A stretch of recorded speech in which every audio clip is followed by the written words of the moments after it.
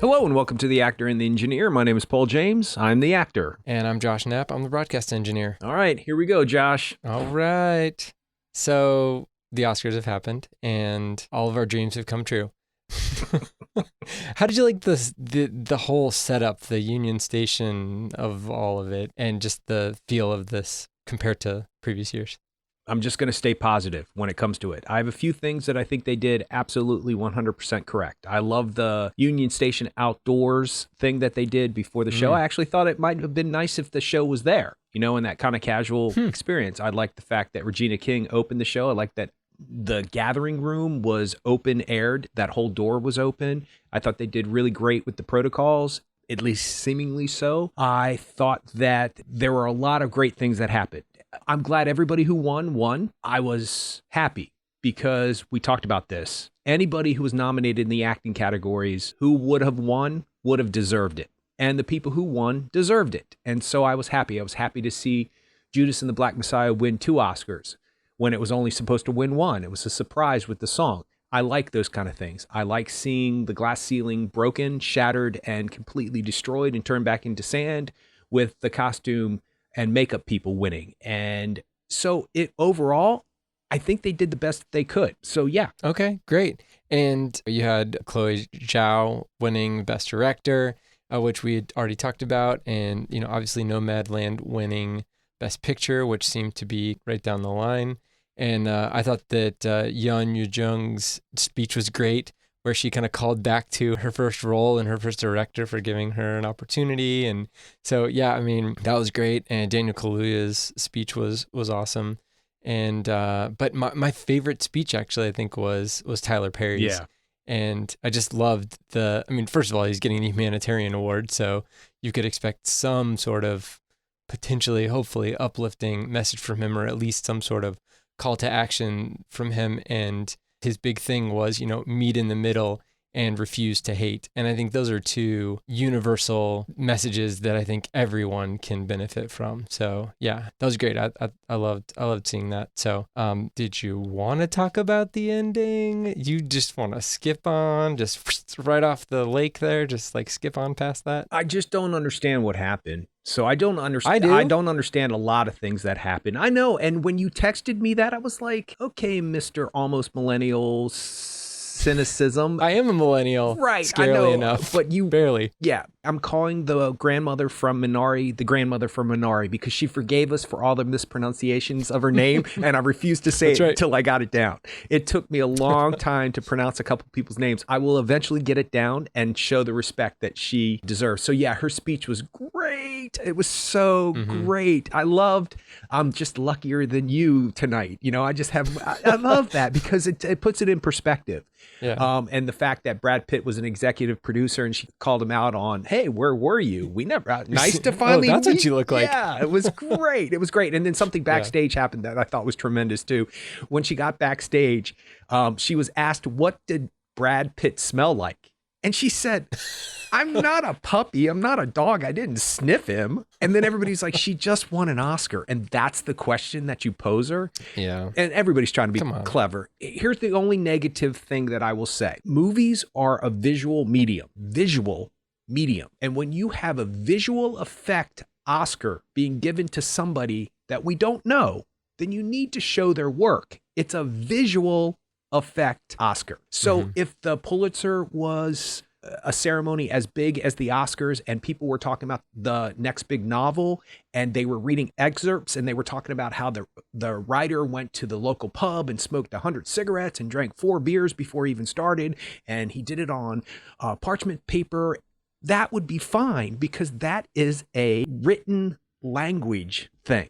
This is not. So whoever chose to do the descriptions of the people and what they ate, Twizzlers and popcorn at the movies, was cute, but why are you not showing the clips at the same time? And so I actually retweeted something that somebody tweeted, and they showed the clips of all 4 of the main acting Oscars, and they showed a clip from all those. They said, okay, well, this is what they didn't do, so I'm going to go ahead and do it. And it's amazing what a difference it made to actually see Daniel Kaluuya do his I am a revolutionary. You know, it's different when you see it. And so I will never understand why they didn't show clips. And here's my biggest beef about that. So you have this smaller arena, you have these kind of square and rectangle shaped looking Art Deco green and yellow shapes that they used as their image for the Oscar posters. And they were all on the background. And I thought, okay, well, that's really cool because that coincides with the actual posters and the theme and all that other stuff. But then you figure out very quickly that they're LED screens. So when you shoot to Glenn Close and there's an LED screen behind her and you don't show what she looks like in that makeup, what? I can't comprehend it. I'm sure it had something to do with time. I'm sure they wanted to minimize the ceremony because they had to. And I appreciate all of the stuff that they had to do. Somebody said, well, maybe it was like technically hard to do that in coronavirus world. And I'm like, I could do it on my phone right now. No. Like I could. Yeah. And then they did it for the odd category. International. Yeah, they did it for international. They did it for a couple other, And I get that because those documentary. And I get that because those are the things that people don't really pay attention to.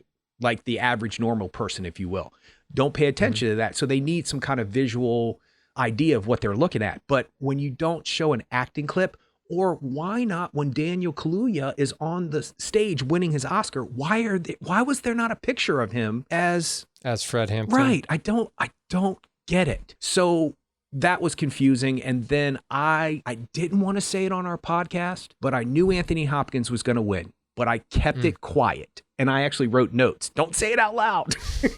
Say you're going to vote for him. But I knew he was going to win. I just knew it. I could feel it. And I don't know what to say about it. So you knew Anthony Hopkins was going to win, but you also had a feeling that Trial of Chicago 7 would do better than it did because it got completely shut out. So how do you square those two things then? Well, I said that I thought that the Trial of the Chicago 7 would win Best Picture because that seemed the most likely Academy Award winning picture by what they've chosen in the past. So I got that one wrong, and I chose Promising Young Woman as who I would vote for. I got actress wrong because I voted with my heart with that one. I always do that in some category. I really wanted Carey Mulligan to win. And although I thought she would win, I would have voted for Vanessa Kirby because of the reasons why I stated on our podcast. So it's interesting because when I wrote down, and I'll show you my notes later on, when I wrote down Trial of the Chicago 7, there's a big ass question mark next to it. Like I'm writing this down because I'm trying to pick it from the point of view of the Academy.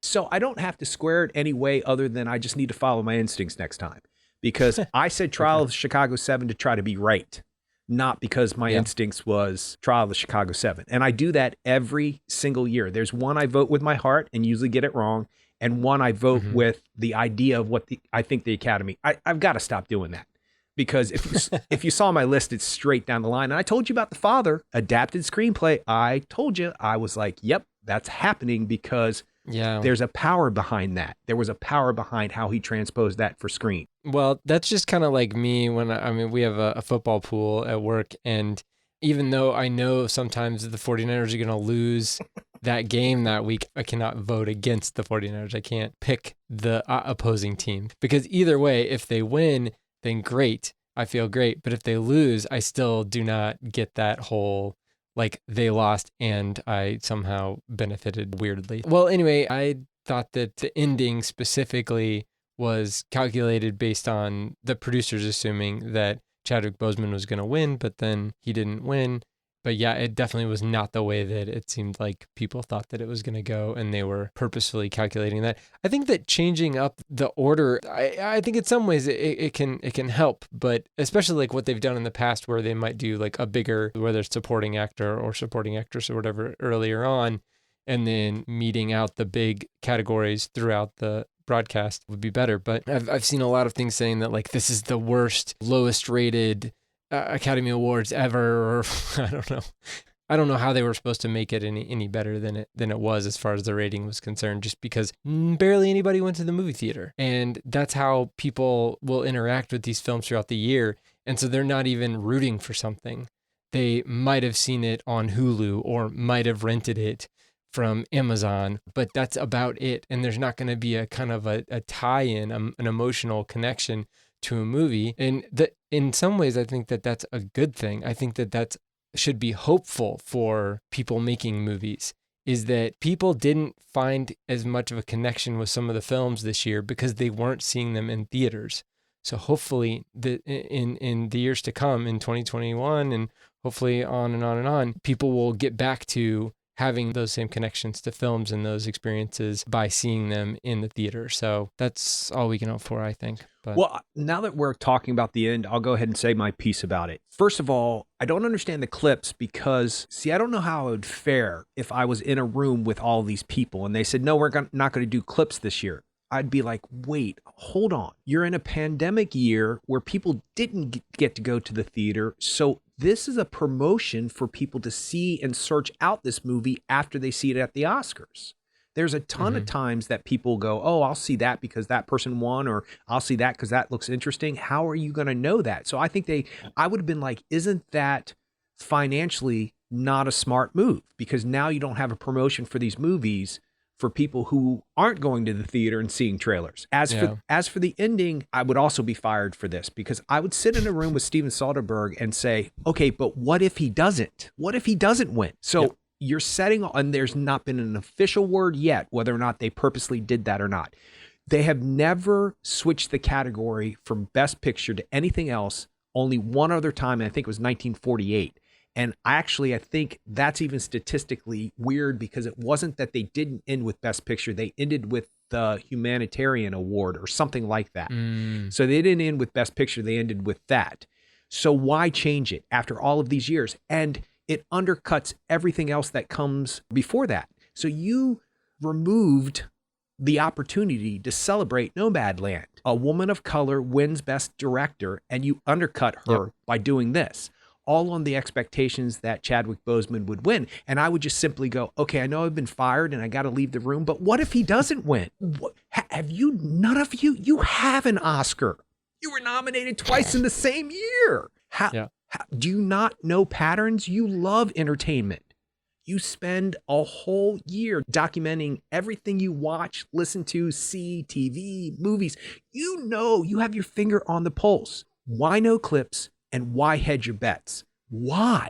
Because what if it happens every year? There's a surprise. What if there's a percentage that this is the surprise? And if you have your finger on the pulse, you have to have known Anthony Hopkins was creeping up. And statistically speaking, the BAFTA has now become the award to predict what's going to happen next. They're like 8 for 10 or something like that. Like in the last 10 years, they've gotten like 8 or 9 out of the 10 right. So he wins the BAFTA. Why would you not, just in case, do picture after that? Because what if he doesn't win? And then on top of that, you have the only person who doesn't show up in person as a possible winner. So I would have been backstage going, we need to change it back. He's not here. He's a front runner. He might win. He's literally asleep in Wales right now. Right. Because you wouldn't let him go Zooming, which is fine. They didn't want anybody on Zoom. I get it. But he's also 83 years old, and it was 4:00 in the morning. So you can't really fault him for that. I just don't understand why the what if didn't play as important as them wanting this exceptional moment. And I get why they wanted the moment. I think intentions were good. Yeah. But honestly, truthfully, why this time? Is it because we love Chadwick Boseman so much that we need to honor him for the last time we can? I get that. But then every time we're in this situation, are you going to switch something around to make sure that person gets honored if they are the front runner? It didn't make any sense to me. And when they announced picture first, before, I was like, what the hell is going on? I hate this. That's what I texted you guys. I hate this. Yeah. That allows us to kind of like put a capper on the 2020 movie year, which has obviously been extended into 2021. So we're going to talk about our top 10 movies of the year. And I included movies that came out within the qualifying period, even movies that came out up through February 28th. So, but before we do that, I just wanted to bring up a couple of honorable mentions that didn't actually make my list, and you can do that too. Quickly, a couple of them. Another Round and The Father made my honorable mentions. And then some movies that we haven't actually talked about this year, over the last year. One is Boys State, which is a documentary about high school summer camp where a bunch of boys through the American Legion get together and set up these fake governments and kind of figure out parliamentary procedure and things like that. But it actually points out a lot of kind of the vacuousness of politics, and it just shows it through a different lens. And it's very well done too. And it's got some great characters in it. I'll call them characters, even though they're real people. But it does have some great characters in it. Mulan, which was a Disney movie this year, which just looked amazing, had brilliant colors. And I thought that they did a really good job of adapting I don't know how you make a cricket into a character, but they did a decent job of something like that. And then lastly, Time, which is another documentary, which was nominated for an Academy Award. And in fact, that's exactly the reason why I watched it this week, is because I saw a clip and I was like, okay, I'm interested in this. I was interested in the fact that they chose to produce the film in black and white. And it's an incorporation of a bunch of old clips and newly shot film. And it's about a family in Louisiana where the husband and wife committed a crime early on in their life, and the wife was released because she was an accessory, and the husband was given a longer sentence, and it's the wife's fight to get the husband free from his really, really long sentence after multiple years served. So it was very, very well done. And it's very stylized, and I was really impressed actually with the filmmaking. The filmmaker's name is Garrett Bradley, and so I'm really excited to see what she does next. That's it for my honorable mentions. What do you got? Yeah, another round is on mine. Thomas Vinterberg's Academy Award-winning picture, and I haven't seen anything else that was nominated for international feature, and I will. They just come to me when they can. And when I have the time, and I'll search them out, and I'll search the documentaries out. Yeah, I do know that Collective and Quo Vadis Aida are both available on, I think, Hulu. The other ones I'm not sure about. I think Another Round is one of those movies you just need to experience. And that's another thing. The clips that they showed at the Oscars were like clips of things you shouldn't really be watching until you saw the movie, which was odd. So, in my opinion, the whole last dance sequence, I could see a million times every which way but Sunday. I could care less about how I saw it. So actually, it was neat to see him actually getting ready to film it and then going into it and stuff like that. And I've thus seen a rehearsal of him dancing to it. So yeah, it's one of those movies that in any other year probably would have made my top 10. It's just that the top 10 was really bloated this year. Very easy to fill those top 10 spaces. And then I also had some movies that I wanted to bring up in a category that I would, I guess, call under the radar. Now, maybe it's under the radar for a lot of people. I mean, I tended to find these, but they're movies that not a lot of people are talking about or haven't talked about as much as I think that they need to be talked about. And I just wanted to bring up a few of them. The first one is Possessor, the Brandon Cronenberg movie, which you've seen also, right? Mm-hmm. Yeah. And so that one, it's not for the faint of heart, but I mean, if you like David Cronenberg films, get ready for that kind of intensity. But I think that his son, Brandon, has his own kind of thumbprint, and it is a challenging film, but it also has some great performances, specifically by Andrea Riseborough. But yeah, it's intense, but I thought it was worth watching. Wait, hold on a second. Are we not going to mention his name? We're going to just breeze right over Christopher Abbott? Oh, Christopher Abbott, yes. Come on now. We got to talk about him. Every time he comes up, I obsess about him. That's right. Yeah, that's right. You're a Christopher Abbott stan. Yeah, he's powerful. He's powerful. He will be up there being nominated at some point in his life. He's just a standout in everything he does. And the commitment that you can see it. I just watched Catch-22 also. And, he bears it all. Literally, physically, and emotionally. And that's brave on so many different levels. So yeah, you can't not mention a movie he's in and not talk about him. Come on. The next film I wanted to talk about that I think, just because it's on Apple TV Plus, is Greyhound. Like, I haven't heard too many people talking about it, and it was just within the last couple of weeks that Steph and I watched it, and it's written by Tom Hanks, starring Tom Hanks. And I think the thing that kind of got me to watch it was I watched That Thing You Do for the first time. Oh, I loved Steph had seen it before, but yeah, I had never seen it before. And he also wrote that and produced that. yeah, so that got me into, I was like, oh, let me check out this Greyhound thing. But it actually is a really tense film, and I thought was really, really cool. And it also didn't pull back on getting people involved. Like you have to really pay attention. It is a very active film watching experience to watch Greyhound, because you can miss a lot if you don't key in to what is going on. So yeah, but it's really intense, and it did have some pretty iffy CG, but I think that the drive of the film helped get me past that. Another one is She Dies Tomorrow. It's an Amy Seimetz film, and it's kind of like this trippy film that somebody told the main character that she's going to die the next day, and then everybody that she tells gets kind of infected by that. And it's an interesting movie to come out in 2020, where obviously infection is all over the place, but it's an infection of the mind as opposed to infection of the body, and that is it gets really intense and a little bit trippy, and it's a pretty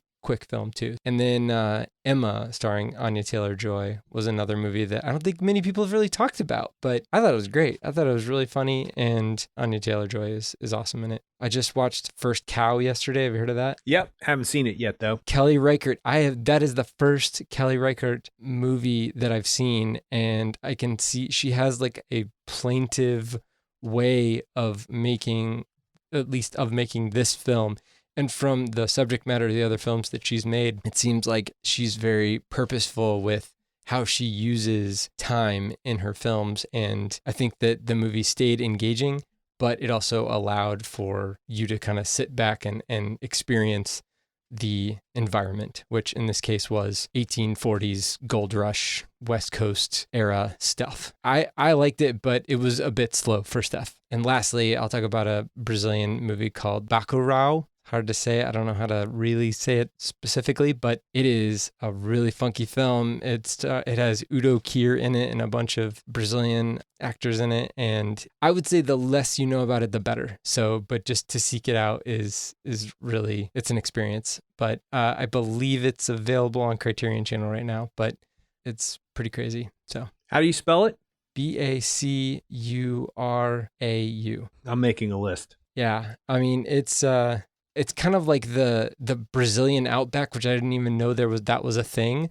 But in the northeast of Brazil, because most people don't live in the northeast of Brazil. Brazil's huge, but in the northeast of Brazil, it's kind of like in the outback, and there's this small community, and some weird stuff starts happening, and then interlopers start getting involved. There's politics associated with it, and there's hallucinogens. It's crazy. It's crazy, but it definitely keeps you engaged. So yeah. Are you ready for our top 10? Do you want to start with your number 10? Sure. Palm Springs. Okay, we'll talk about that later. Okay. So whenever we've got a movie that is on both of our lists, we'll talk about it at the highest position on whichever one of our lists that is. So my number 10 is Soul. So it was very close. It actually was right on the edge, and I was like, I think that the thing that got me about that movie was, it's not even that, like, I expect great films from Pixar just as far as subject matter is concerned, but I feel like they've refined their ability to animate real things as far as like just watching somebody play the piano. Like you can tell when something like playing the piano looks real, and you can tell when it's kind of faked or when it's cheated. And it looked real. It looked like that animated character, the main character, was playing the piano. And those little things really go a long way for me. But at the same time, there were certain scenes where people were where they were able to utilize the stretchiness or, off the wall, unrealistic movements of bodies that had comedic elements, and they worked. So it's not like the people at Pixar are trying to exactly replicate human beings. They've got this toolkit, and they use it as necessary to tell the story. And so, yeah, I loved the voice performances. I loved the music. Obviously, it won an Academy Award for score with Trent Reznor, Atticus Ross, and Jon Batiste. And so, I mean, the film itself was funny and fun and enjoyable, but I think that it's like Pixar is like definitely at such a high level now with their animation that I don't think that there's really anything that the last time I felt like this was like Monsters Inc. Do you remember that movie? I loved that. I love that movie too. Yeah. But the hair on Sully was just like, Yeah. it looked real. And I was like, I don't know how they do that. Now that's like not a big deal. You can literally do that with free software on your laptop. But back then that was a serious thing. So, and I feel like it's the same thing here, being able to replicate human movement naturally when necessary. It just was amazing to me. There's always one movie on Oscar weekend that I catch up on. And I saw News of the World, I think Thursday of last week. And then Saturday night, I saw Soul. And I was like, I'm so happy I've seen this movie because I can celebrate it now because I was pretty sure it's going to win. And that's not a reason to watch something. But when you have a little bit of an obsession with the Oscars like I do, you definitely want to be a part of what's winning. But yeah, it's brilliant. You know, you talk about textures and things like Sully's hair. The thing I noticed in Soul was the texture of the clothes. And his mother is a seamstress. So she's a tailor. So it's important that what looks like cloth really looks like cloth. And the pavement and the sidewalks and then like the rusty rails going up the staircase all look very realistic with, you know, his elongated face and his kind of smaller eyes for his face. And then the cat with the big fat body and the little legs, super cute. And they are not afraid of imagination. Jerry, hilarious, first of all. And second of all, how they adapted that into the real world and the things that crossed over. Because I was like, why does, what was his name? Moon Knight? Was the character's name? Yeah, I think Moon so, Knight. Yeah. Isn't that, what's his name? The talk show host? Graham. James Corden? No, Graham. Oh, Graham Norton. Yeah, right. Okay.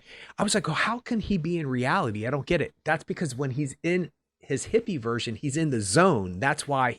And I loved everything about that. You know, as an actor, I loved that because I was like, oh, it's the dead zone. I mean, no, it's the zone in this movie, but I understand what they're talking about. I was like, oh, they can transcend into the different worlds. Clever, and heartfelt, and just the message is poignant and it's just well done. It just really is. So I'm glad that's on your list. You're number 9. David Byrne's American Utopia. Spike Lee directed his Broadway show. David Byrne, being from Talking Heads, now solo artist, doing a lot of the Talking Heads music in this. And I was blown away by how it was filmed. And I forgot it was Spike Lee. When I plugged into it and started watching it, I was like, this is really well done. Who's ever shooting this is, you know, needs to talk to Scorsese because Scorsese is Mr. Film Concerts, you know, and he does it really well. And I was like, somebody needs to commend this person for doing something that Jonathan Demme did 30 years ago with the Talking Heads. How do you do something revolutionary with something that's already been done, sort of? How do you, you don't top it, you do what? And I was like, who directed this? And then I got really mad at myself because I was like, how do I not know it's Spike Lee? And then once I saw that it was Spike Lee, it all clicked. My memory clicked. And I was like, oh, I remember them talking about this. I remember he called him up and said he wanted him to direct it. And Spike Lee was like, sure, why not? And it's just, the staging is amazing. And it's hard to film a stage production that gives you the idea of what the audience sees and then gives you what the idea of the filmmaker and what the filmmaker sees. So he does all of these above their head shots.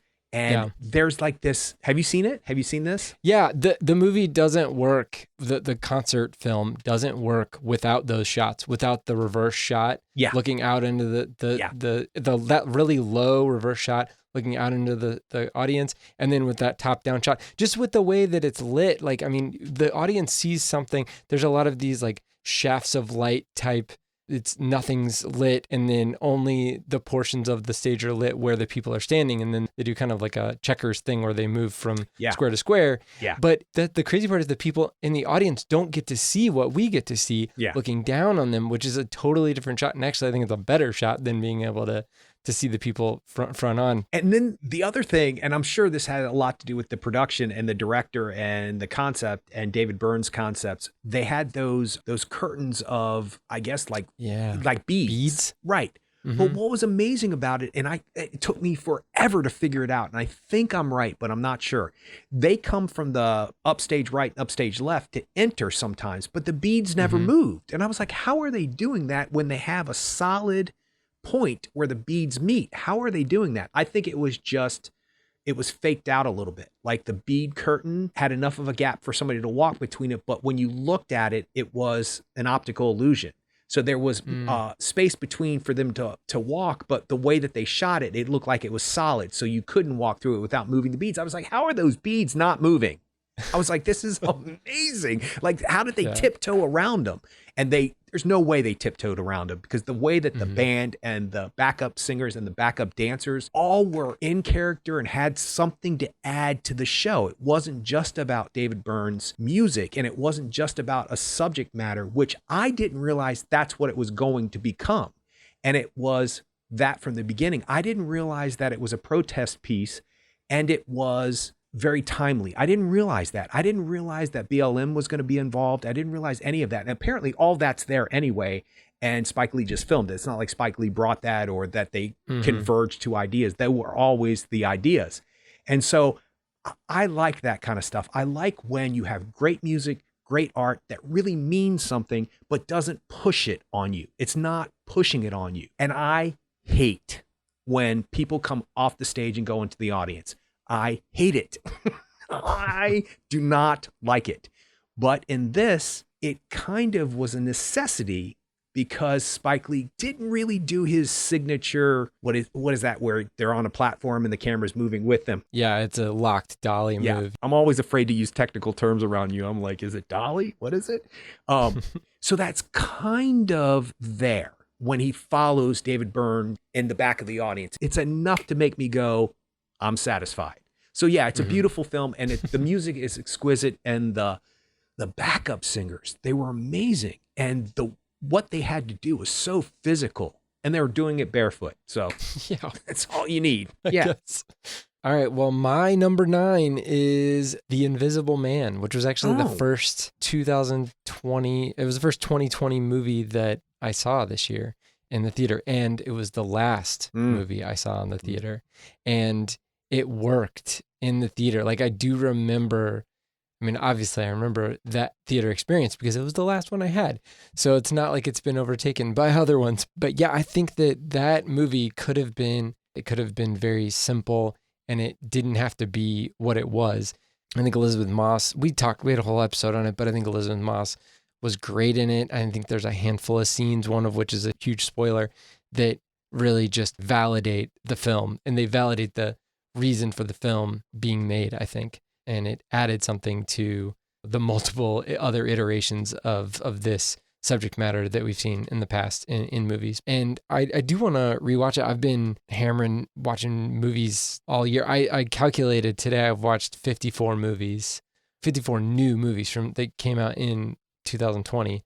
And so there's some movies that I've definitely watched multiple times, and Invisible Man is one of the ones that I want to get back to. But I feel like I have a good grasp on the film from the one time I watched it in the theater. Even the score actually was really good, and the sound effects were great. I loved it. Yeah, I'm kind of wondering why it wasn't nominated for visual effects, because it's very clever what they do. And they did update the idea, and they turned the idea into something more important than just somebody walking around and being invisible. They turned it into, I wouldn't call it a revenge film, but a stand your ground film, if you will. And that was interesting. And Elizabeth Moss is amazing. And they were talking about Oscar nominations for her, but that was early on, and I knew that time was going to swallow it up. I have been lucky to have seen it again. My father wanted to watch it, and I watched it, and I was like, that's amazing, because she literally feels like she's being thrown across the room, because she literally was being thrown across the room with somebody in a green outfit, and they green screened it. But that's the way to do it. It's a great idea for a movie. There's just the concept of being invisible. It's like flying. Everybody wants to fly. Everybody wants to be invisible. Everybody wants to be Batman. So what would it be like? This is what it would be like, but be careful what you wish for. And the idea of the way that the technology made him invisible, I thought was clever. I was like, okay, I buy that. I'm not sure that is technically really could happen. I have no idea. No. Okay. Well, thank you. Spoiler. Not yet. Not yet. Oh, you saved it. But it seemed like for that movie and that movie world that it could work. So good pick. Yeah. All right. Your number 8. The Father. Okay. Yeah. It was powerful for me. And I'm super happy he won. and I saw another. I told you earlier on about when we were talking about the movies for the Oscars and how they didn't show any clips, that a guy did that for Twitter, and the scene that they showed was the end scene. And I was like, oh no, I can't do it. I can't do it. I was like, oh man, I can't do it.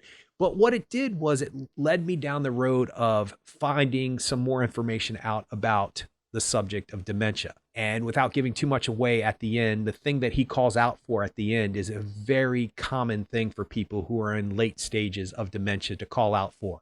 And it's devastating and it's real. And then they showed the Olivia Colman scene.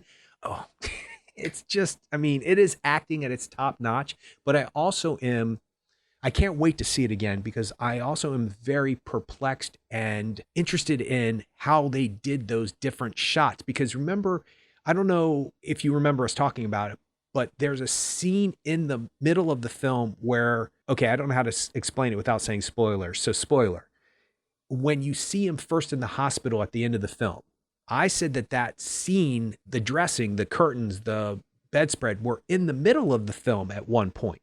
And you were like, oh, I don't remember that. I'm almost positive. And I think when they were showing clips recently, I saw it, but I can't wait to see it again, because I need to figure out how they connected the dots. And the last thing I'll say about it is this. It's the same thing I said during our podcast about it. Most of those movies about that condition are from the outsider looking in and what their image of what dementia is. This actually gives you an idea, or seemingly so, because you never know what it must be like to have dementia. And so you're not watching it as a third person. You're watching it as if you have dementia. So that to me was simultaneously uplifting and just mind-boggling beautiful. It was just beautiful. So yeah, The Father. Yeah, no, I mean, I don't have anything bad to say about that film. It was definitely a powerful film, and it was so much more than I expected. So I was expecting a pretty dry something, and I got an engaging film out of it, and something that definitely keeps you're kind of on the edge of your seat, because we're along for the ride with Anthony Hopkins' character, for better or worse. All right. So my number 8 is Minari. All right. And are we talking about that later? Yeah. Spoiler. It's my next. It's my number 7. Perfect. Let's talk about it. Minari. I love saying it that way. I was cutting my grass, and my neighbors must think I'm a weirdo, because I don't know where I heard it. It might be his daughter. Somebody said it like Minari, and so I'm cutting my grass and I'm going Minari, and people must think I'm crazy because I'm saying it out loudly. So it's out of celebration for what a beautiful movie it was. Yeah. Well, I mean, yeah, it definitely it creates an environment, and Lee Isaac Chung is able to create that environment with the family that's in the center of the film, and with the score, the Emile Mosseri score, and also with the environment of, I don't know where they shot it, but it's Midwest. It's supposed to be in Arkansas, but we get that kind of a feeling, a connection to the earth, and just a father who's trying to do what's best for his family. And he has good intentions, but he's not realizing what he's doing to his family. And so we get to go through that journey with him and with this family. And nowadays, you may expect, like we both said that we expected certain things out of certain scenes in the film. We expected to see certain scenes in this film, as far as like them being an immigrant family coming to the middle of the country. And we were both surprised at the lack of certain easy, quote unquote, low hanging fruit. And they were able to, Lee Isaac Chung was able to dig into real and effective subject matter that was much more important than whether it's, discrimination or going after the church or whatever. I mean, that's the thing that's one thing that I really did enjoy about this film, is that you can't put it into a box. You can't just say this is a liberal film that's talking about these subjects and that it's a Hollywood tripe or whatever. You may see like half a scene, or you may see who stars in the film or who wrote the film and have an expectation or have an assumption. But you got to actually experience the art to understand the art, or to at least, open yourself up to other experiences or to different experiences. and you're going to be surprised. So, yeah. Yeah, I think the pain is human pain, not necessarily specific human pain, which is important. Not that if they were talking about racism or anti-church sentiments, fine. If that's what you wanted to talk about, that would have been fine. But it was refreshing that it wasn't that. Yeah. Don't assume. Don't just assume. Right, don't try to put it in a box. Right. Yeah. And that these things are important to people. Growing and making your family successful is important to people in America. Church is important to people in America. And they also have a character in there that's a zealot. So you see different degrees of religious belief in that film without any judgment or statement about it. He makes no statement about it. And I have vowed not to say the grandmother's name until I know how to pronounce it correctly. Can you say it once for me? Yeah. Yoon Yoo-jung. Yeah, you're good. You're close to Brad. You're close to Brad. You know what she said after the Oscars? She said, "Oh, I could tell he was practicing. He practiced my name. He got it right." And she forgave us for saying her name wrong. So until I have it down, and I will have it down eventually, but so spoiler, because I don't want anybody to hear about it beforehand. But those two moments that I pointed out of hers when she's running down the road or trying to run down the road at the end of the film, and circumstances have led to her not being physically capable of doing that as well as she probably could have at the beginning of the film. There was just something about it that was transfixing that I was like, and I said it on the podcast. I said, "There's your Academy Award winning supporting actor." You went, "Really?" And I said, "Yep." And then the scene when she's looking at them sleeping, I'm almost afraid to watch it again because it kills me just thinking about it. It's such a worthy award-winning performance. So on top of all of that, on top of everything you said, I just think that success story movies are great, but struggling to be satisfied with just what you have is a stronger storyline for me. And that's what he learns. So they were connected by their struggles. So it's a beautiful movie. I encourage anybody to see it because it really is beautiful. All right, my number 7 is Hamilton. Now, I don't know. I mean, it came out in 2020 as a movie, even though... We're going to talk about Hamilton. Is it on your list? No. Oh, okay, good. Yeah, well, let's talk about Hamilton. I've listened to this just on Spotify or whatever. I came to it late. I wasn't in the initial Hamilton hive from 2015, 16, 17, whatever it was. But I think I came to it in 2019, and I did. I kind of wore that out for a while, and I have intimate knowledge of all the Hamilton songs, but seeing them, being able to see them on demand, even on Disney Plus, and being able to see how the stage direction enhanced the characters, and there's some little interstitials in there too, but it's mostly the whole movie is sung. So I was able to get the gist of the story through just listening, but being able to see them, and especially I didn't know that the rotating stages, I know you talked about that fairly recently, but I didn't know that the rotating stages were a thing, but that's the first time I'd ever seen that. And I thought that was absolutely amazing and so well done. The duel scenes and just scenes where people are even transporting themselves from one part of the stage to the other part of the stage and just casually walking off of it. I mean, it is just, it's like the smoothest person transitioning off of an escalator. It's just absolutely perfect. And each little step is calculated. And, it's nice to put a face to a name for a lot of that stuff. And there's a lot of people that we're going to be seeing. Actually, Ariana DeBose, who played one of the dancers, and I guess she's called the Bullet. She's in a lot of the scenes as far as people. She's one of the ones who whispers into King George's ear, and she is the person who kind of holds the bullet as it moves through the air. But she's in West Side Story. She plays the Anita Rita Moreno character. Yeah. So yeah, we're going to see her more, and there's all kinds of people that we're going to see more too from that production, and obviously Leslie Odom Jr. and all of that on top of being able to actually see Lin-Manuel Miranda perform this thing that he'd been working on for years and years and years.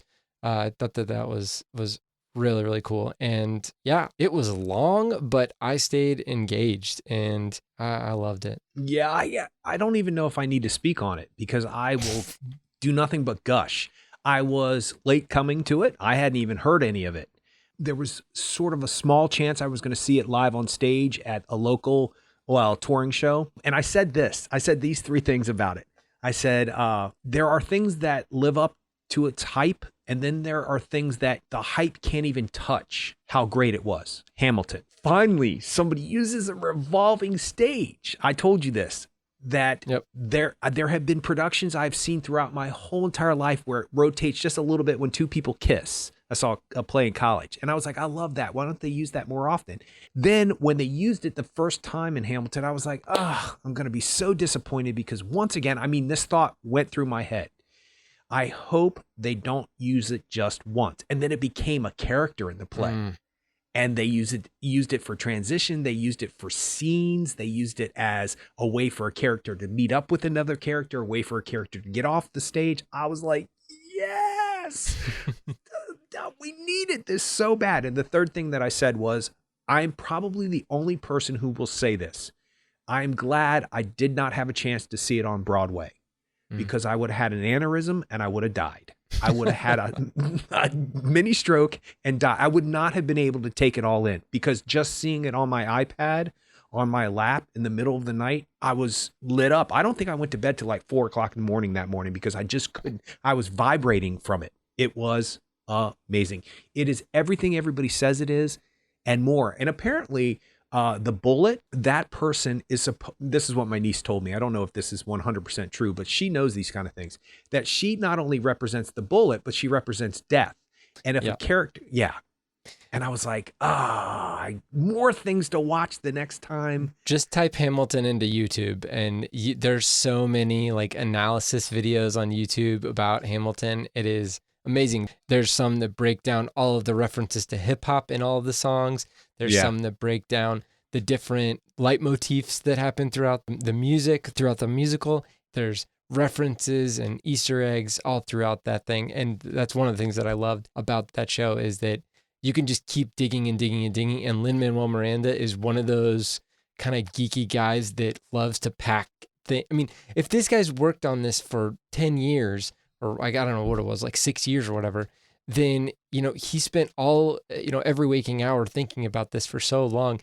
He's just going to fill it full of all these different things. And I'm sure that he gets so jazzed when he gets to watch somebody realize that, this is referencing an old rap song, or this is referencing some sort of other play. I'm sure he just loves that. And it's one of those things where you get out just as much as you put in, I think. So, yeah, that's a good way to put it. And I also thought to myself a couple of times, how do you modernize theater, Hamilton? And now this is no reference. I'm not making a reference to Phantom of the Opera as a bad thing, but Phantom of the Opera is total singing the whole entire time. And modern day audiences have complained about too much singing or too much this or too much that. How do you solve that problem? Hamilton. How do you educate people at the same time about a subject that we should know about? Hamilton. How do you remember your 7th grade history class? Oh yeah, I remember that. He went up against that guy in a duel. I remember that because I remember thinking about, wow, they really did that back then? Like they stood 10 paces away from each other and shot at each other? I was like, how did they figure out that was the best way to solve a problem at the age of 25 or whatever he was, right? He was young. Yeah. And so how do you solve all those history lessons? Hamilton. Like it just checks off all the boxes. So whatever they received praise-wise, accolade-wise, it could not be enough because it is masterful. Those are the type of things that after I experience them, I go, thank you that I'm still alive to have experienced that. So anyway, there you go. All right. Okay. You're number 6. Judas and the Black Messiah. I've seen it twice at this point. I think structurally, it's an interesting film. I think directorially, it's an interesting film. The performances are outstanding. Daniel Kaluuya is now an Academy Award winner for it, deservedly so. We talked about that early on when we talked about this movie. Lakeith Stanfield was my pick if I got to vote. I'm glad he called him out during his speech because he deserved to be. It's just one of those films that feels important without sounding preachy. And it could have very easily been preachy. It could have very easily pointed the finger, and it doesn't. It presents the things the way that they happened, or according to the movie, the way that they happened. And you are allowed to come up with your own opinion about stuff, for better, for worse. And to celebrate somebody who was such a controversial figure in my history and what was taught to me versus what I saw in the movie. So it led me down a rabbit hole of doing research about Fred Hampton. And he really was quite an amazing man. And he was 21 when he was killed. I mean, he's 21. And so I think all of that's really hard to put in a biopic. But because of the way that the narrative is set up, and that it is like an undercover movie, basically, you know, because Lakeith Stanfield goes undercover. And the reason why he has to is interesting. And the way that, and the scene that they showed for the supposed Oscar clip from the Twitter guy or girl, I can't remember, a woman, can't remember who it is, was the scene where Fred Hampton is doing his big speech, and it's from the Jesse Plemons character's point of view, and he's kind of pretending to go along, and you see Lakeith Stanfield, and it's amazing the three different energies that those guys are bringing to it. So Shaka King is the director, and I can't wait to see what's next, because if this is what he can do early on in his career, he took on a heavy, deep subject matter, and he made it accessible as a movie, irregardless of it being a biopic, finger quotes, irregardless of it being about a real human being or a history lesson. It was an interesting movie, and I can't really stop thinking about it. I can't, it won't go away. It keeps showing back up in my thoughts. And Dominic Fishback, she is amazing. And to watch her again after you've seen it the first time in the first initial reaction, she's even more mesmerizingly great. And she was nominated for the BAFTA, so she was celebrated. And I'm happy, because she should have been, because she is something's coming from her that everybody's going to know her name. Because you say her name now and people are like, who? People who've seen the movie know who she is, and people who are connected to the movies know who she is at this point. But trust me when I tell you, she's going to do something that everybody will know her name. No doubt about it. Yeah. I think that they were able to, the writers were able to find a good hook for the story, I think. And that was the key, is that, you know, if you're going to do a Fred Hampton biopic, there needs to be some sort of engaging factor that will get people to have a little bit more interest in it. And I think that they found it in this true to life story that showed us as an audience what this 21-year-old was up against as far as like whether it was the government or whether it was other differing groups or whatever, and that he pushed forward, and that he had a particular vision, and that that was the only way that he felt like that he was going to be able to make it happen. But at least we know more about him, and we're able to get more information about that person in real life. Now, I mean, it was a dramatization of the character, but still, there's his name is at the very least, people are Googling it and trying to figure out more about him. And I think that's valuable. And you're right, the acting is top notch. Yeah. Okay, so my number 6, I just watched within the last week, and it is called 40-Year-Old Virgin. And it is on Netflix, and it is amazing. This is another one of those movies that it would have been in my under the radar if it wasn't so good. But this movie is awesome. It is written, directed by, and starring Radha Blank, and she plays a New York playwright who just can't get things to happen for herself. She was a successful playwright in her 20s and won some 30 Under 30 award. And since then, she hasn't been able to get anything, hasn't been able to produce anything. She lives in New York City. She lives in Harlem, and she's teaching high school students drama, and she just loses her mom. And so it's kind of like a existential crisis. She just lost her mom. She's about to turn 40. She doesn't know what she wants to do. And then she just, for various reasons, she starts to rap. Like she starts to come up with these verses. And the movie is about her kind of exploring that, but then also trying to deal with it. It belied all expectations for me. I was expecting one thing going into it because I read a synopsis, and I was expecting it to go a particular direction, and then 20 minutes in, it went a different direction. And then 20 minutes after that, a different direction. And then it just keeps surprising you. And I don't necessarily want to talk about specifics because the thing that I loved about the film was the feel of the film. And as we get closer to my number one, that's what I'm going to harp on, is just the absolute like lived in feeling of this film. It was all shot in black and white, and it has an ageless quality to me, and it is very specific, and it is a single person's point of view, and it is a person's life that is unlike probably 99.999% of the people, but somehow it is still grounded in humanism and in all of the things that people go through every day, and all of the emotions that people feel. And she's able to do that thing like in a movie like Once, or even something like Hustle and Flow or La La Land, where people are able to, within the movie, diegetically, they're able to express their feelings through music. And it's easier for me as a person to feel that to me feels more genuine than someone standing up and professing whatever it is, their hatred for a human wrong or their love for someone. It just seems more genuine for someone to express themselves in song or in verse or in some sort of musical exploration. And this movie does it, and it's so good. This has been in the conversation. I've heard the title for this movie, and there's another movie out there called Never, Rarely, Sometimes Always, right? Which I saw that, and I was like, oh goodness, yeah. I don't know about that. Yeah, it's tough. I bet. But it's not exactly what you're expecting. And I like that. So I have heard this title before, along with, I guess, the independent film circuit, if you will.